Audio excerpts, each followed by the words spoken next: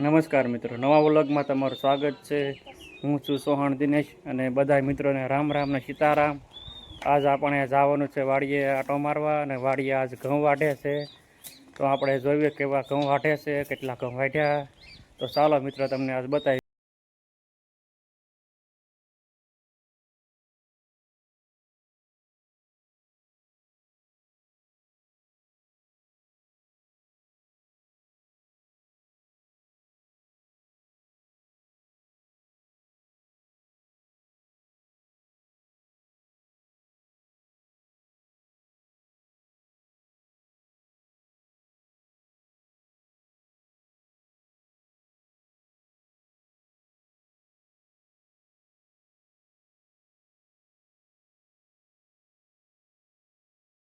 જોઈ શકો છો।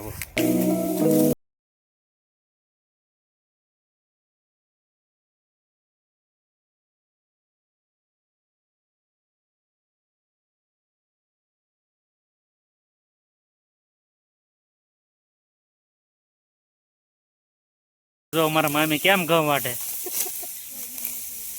મામી કેવી મજા ઘઉં વાઢવાની, કેવો તડક્યો લાગે।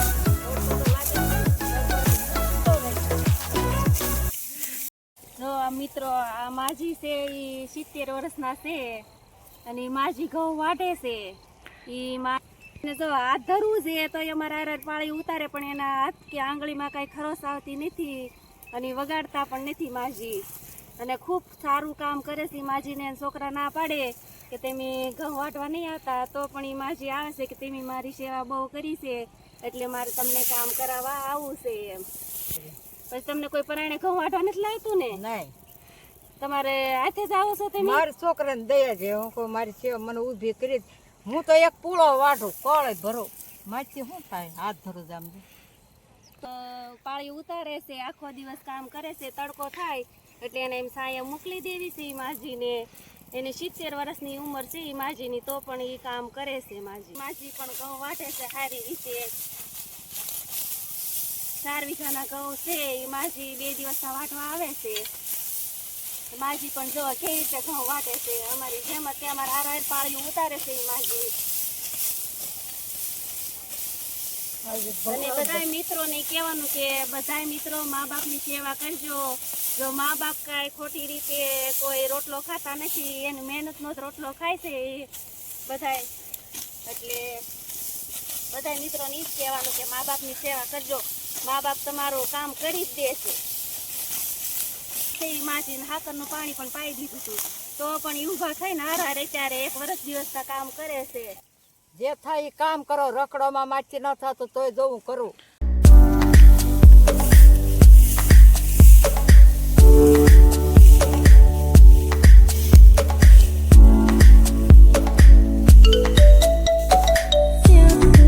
કેવા સરસ પોળા વાળા છે।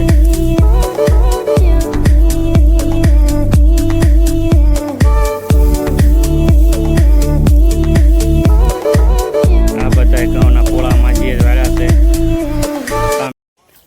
તો દોસ્તો જુઓ, અમે પાર્થના મમ્મી અને અમે ઘઉં વાટતા હતા, અને તો હવે ચાલો હવે સાંજ પડી ગઈ છે, તો અમે હવે ઘેરે જ આવી છે ને અને પાર્થના મમ્મીએ આજ આખો દિવસ ઘઉં વાઢ્યા।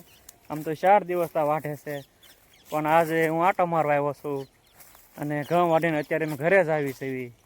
તો જો મિત્રો, અને આ એટલા અંધા ઘઉં છે।